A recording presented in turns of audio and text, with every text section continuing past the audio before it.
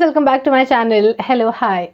If you're new here, I am Jyotsna and this is a booktube channel where I talk about a lot of books. I personally read a lot of contemporary and literary fiction and historical and political non-fiction.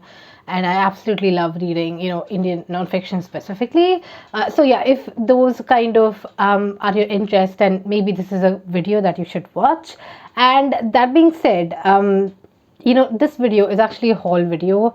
So these books were actually bought in January. Some of these were booked in December, some of these were booked in January, and then I finally ordered all of them in January. And this is partly because first thing, I'm hoping this to be the first and the last haul of the year. I don't plan to buy any more books specifically, and it's kind of like a mixture of a lot of sources. So basically, yes, I don't plan to buy any books in the future, hopefully, and I hope I don't impulse buy books as well, because I have a lot of books on my bookshelf and I'm kind of running out of bookshelf space. And if you're wondering why this video is coming up today, is because I would like to consider these to be my birthday gifts, like for myself. Like if someone asks me, like by today when you're watching this video, it's actually my birthday. So, these books are books that I gifted myself. And I would like to think that I don't want to gift anything to myself and I don't want to spend money on books, because I spend a lot of money on books. And half of the times I don't end up reading them for years, which is the story of every book reader. But I'm very interested to see how this particular haul pans out for me, how it kind of changes my reading life, considering I'm reading this book. And moreover, how I need to stop buying books now and I need to not buy books in the future anymore. But you know what, that was like a very haphazard put statement in front of you. Long story short, this is my first and the last haul of the year. Hopefully last. I cannot say for sure last, and then I don't know what's going to happen. But let me tell you whose books are we going to see today. So today I have books from my favorite Good Old Books. Good Old Books is based in Bangalore, and if you want to order from them, they are there on Instagram. They kind of source second-hand books as well as first-hand books for you. So you can just request them and they will source the books for you and ship it to you via India Post. And the next one is of course the world famous the guy from Jaipur, Jatin, who runs the Basement Bookstore. And it's I think I have 8 books from Jatin, and all of these were books that I was booking, or I mean, if you go to his Instagram down below, you'll understand how do you book books. But the point is that many of these were kind of booked in December, and many of these are booked in the first 2 weeks of Jan. So let's see how this goes. So the first book in this list is from Good Old Books. So let me just cover Good Old Books quickly. The first one is this one. This is Father's Field by Raghu Kannad, which I was looking forward to read since a very long time. It's been quite couple of years that this book's been released now, and I'm really interested in Indian nonfiction history. It from what I understand, it's actually about the Second World War. Someone from Raghu Kannad's family, I think it's his grandfather or so, or his great grandfather, I'm not sure who, served in the Indian British Royal Army basically during World War II, and that's the story. It's interesting for sure, sounds interesting, and that's why I ended up buying it. And the next one that I have here is a very, very less known book, and that's this one. This is Islam by Alfred Guillaume. Yeah, that's how you pronounce it, and I know that because I read Giovanni's Room.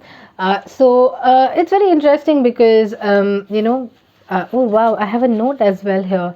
It says, it's a quote from Good Old Books. It says, "Dear Jyotsna, keep reading. It is one of the most marvelous adventures that anyone can have." This is a quote by Lloyd Alexander. Thank you so much, Good Old Books. Thanks, Debulina. Thanks, Kotitro. Okay, so yeah, they also have their stamp in here. So basically, this book is about Islam, and this was written in 1950s or something, 1950s, 1960s, during that time when there was not a very controversial stance against the religion. There was no controversial stance, and it's very interesting. I'm looking forward to read this. It's a very short book, and I got for like 200 or 250 from what I remember. But I wanted to read this specifically because I wanted to understand the history, and since the author was a person who studied Islam in detail, and I think he was a theological professor as well. He was the head of the department of the Near and Middle East School in the School of Oriental and African Studies, and a professor of Arabic in the University of London, and later a visiting professor of Arabic in the University of Princeton, New Jersey. And I, I think that like these days, the books that you get on any form of religion, like be it any religion, especially like Christianity, Hinduism, Islam, or whatever, they tend to be a bit biased. So the reason I bought this book is because many people are talking about like how this book is just like straight to the facts, and it just talks about the story of Islam, and that's it, and nothing else. So it's a short book as well, and when I say short, it has about it has 198 pages only. So I'm looking forward to read this book for sure. Let's see how this goes. So the next set of books are from the Basement Bookstore, and these are in like no particular order. Maybe I'll do like a fiction, non-fiction thing, but then I'm just too lazy to segregate books. So let's start with the first book that I booked, because I know which book actually started the trail of books here. I booked this in December or something, and that was this one, The Age of Pandemics by Chinmay Tumbe, 1817 to 1920. And how did the pandemic shape India and shape the world? An interesting book about Indian history and world history for that matter. And we are living in a pandemic right now, and in the future people are going to be writing books about the COVID pandemic. In the present also people are writing books about the COVID pandemic, but you get my point. And also I like this, it's very interesting. It says it's a cholera cure. Karapurat Yarishtam. Okay, it's a South Indian name. Okay, it's from Madras. Yeah, exactly. So it's very interesting to see this. So I think I'm hoping to see, some real good anecdotes about like the pandemics that the world has faced, especially India has faced so far. So interesting stuff. And also Chinmay Tumbe is a very famous writer. I think he was even a research scholar. So yeah, that's that. Looking forward to read this one. The next book that I booked was not the next book. This is in no particular order. This was booked in January actually, and that's this one. This is Berlin: The Story of a City by Barney White Spunner. And the reason I bought this book is because Berlin is kind of like Europe's cultural hub, and whenever people say when you visit, if you're supposed to visit Germany, they're like, oh, Frankfurt's just like a boring place, like don't go to Frankfurt, go to Berlin, because Berlin's like the cultural hub. And it's interesting because there was a wall right through Berlin, dividing Berlin into East and West Berlin, or like East and West Germany, my bad. And it's very interesting to see like world history, to see World War II, like post World War II history in this front.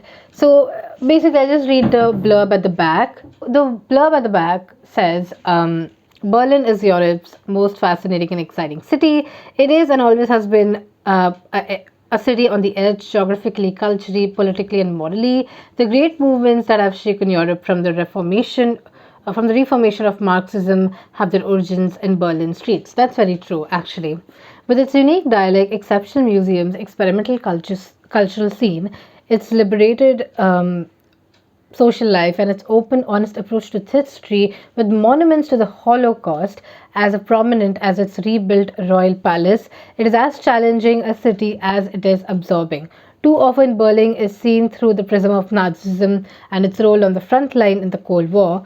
Important, frightening, and interesting as those periods are, its history starts much longer ago than that. Telling the story of its people, a typical Berliner, it is said, is someone who has just arrived at the railway station and its rulers from its medieval origins to the present day. This is a fascinating and informative history of an extraordinary city. So again, if you're interested in world history and world historical nonfiction, this is a book to check out. So yeah, that's that. And then let's move back to Indian nonfiction for a bit, because this is a book about V.P. Menon, by Narayani Basu. Now, I am very interested in this book, and I actually booked it at the correct time as well, because when I was reading The Ivory Throne by Manu S. Pillai, it kind of mentioned how VP Menon was the reason why, Travancore actually assimilated into India.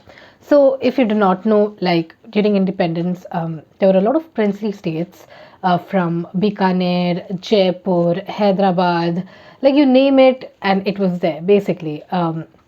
And the thing is that with, you know, uh, all of these princely states, when India got independence, they were like, no, we still want to stay princely states because that's what the British told us that we can do. But it was Mr. Patel, Mr. Vallabhbhai Patel, who headed that committee, and he kind of, got everyone on the same page, and he told them that, listen, like, you are getting into India or you're getting into Pakistan. Like, you have no other option, okay? Either you assimilate into India and, give up your power. You can keep your wealth, but then give up your power. But then you need to choose, like, a side. You cannot, like, be, on both the sides, because we are in the midst of forming a republic specifically. And to do like a lot of bidding for Mr. Patel, there were a lot of like these IAS officers. I'm not sure if they were called IAS officers that time, but a lot of administrative officials, distinguished officials who would actually go to princely states and kind of like do the footwork. And one of them who was very much on the forefront of this conversation and some other stuff which happened like in and around independence was this diplomat called Mr. VP Menon. Okay, so I don't know anything much about him, just that he did the footwork a lot and he was a very prominent and distinguished officer in the administrative services. But this book, I'm hoping, is like more of his biography, helping us understand his psyche and how he kind of managed everything. So I'm very much looking forward to this piece of Indian nonfiction. So now let's just touch upon two books that are again Indian nonfiction. So the first one is The Braided River by Samrat Chaudhary.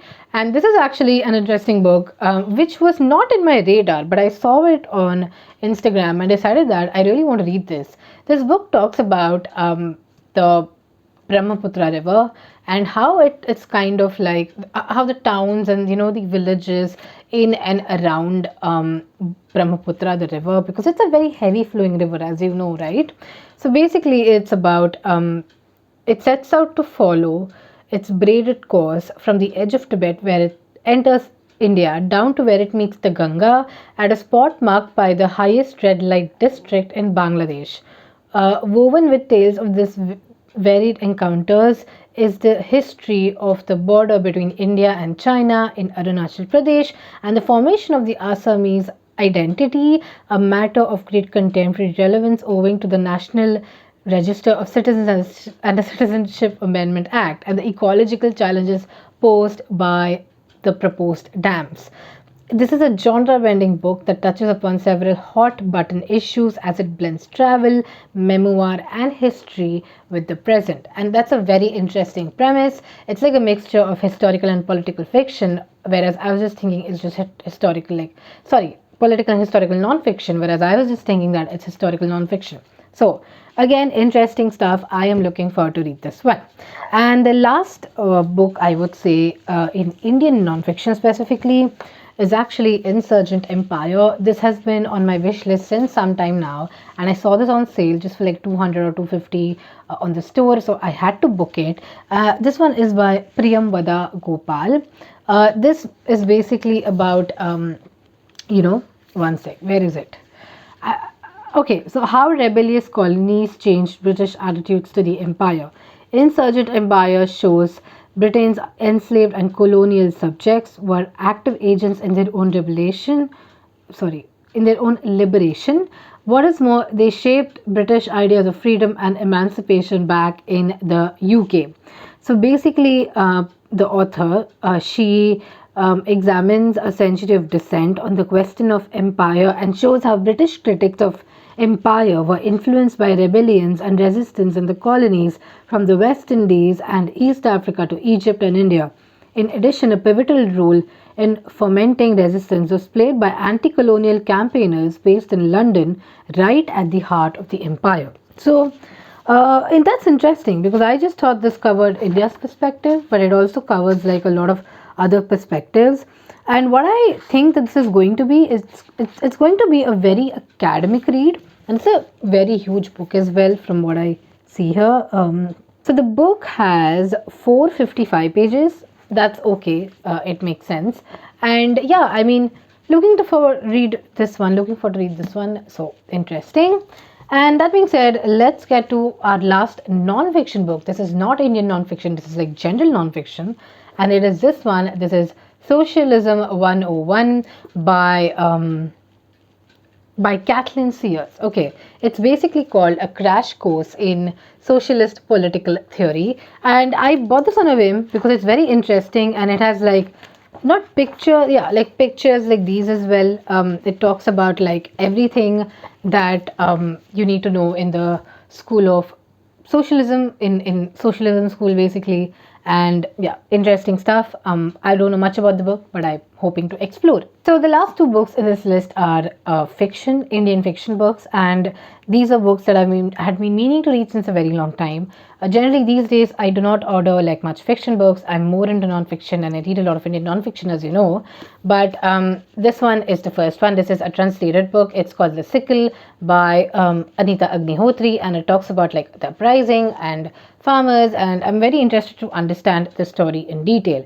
Now there are a lot of like comments from Pankaj Mishra and Benjamin. Benjamin's one of my favorite authors right here. It's pretty interesting. It's a book that's it through the lives of farmers, migrant laborers, and activists in Marathwada and Western Maharashtra. Agnihotri illuminates with shocking clarity a series of interesting and overlapping crises: female feticide, sexual assault, the violence of caste, feudal labor relations, and farmer suicides and climate change and things like that. So basically, it's a fictional tale of Vaishali, who's trying to rebuild her life after her husband's suicide, Yashwant. And yeah, interesting story. I don't want to read much of the blurb, so you get the gist of the book. Again, translated by Arunabha Sinha. And the last book is actually a signed copy, and this has been doing the rounds since a very long time on Bookstagram. Especially the Bookstagram that I like to follow has been talking about this book since a long time, and that's the Illuminated by Anandita Ghose. Sorry, my bad. But I think I'm pronouncing her surname wrong, so pardon me for that. First of all, the cover is super pretty. As you can see, it's like a half moon cover. And the reason why that is, okay, it's Anandita Ghose. Yes, I was correct because she is a writer based in Mumbai and she's a Maharashtrian. So yeah, I'm right with the pronunciation. This is what the beautiful cover is. So it's like this, and then there are like these. This is a moon, isn't it a moon? Yeah, it's a moon. Kudos to the person who designed this cover. So that's nice. But the point is that this is a signed copy. Yes, wait, let me just. Okay, I'm removing the book jacket for now and showing it to you like this.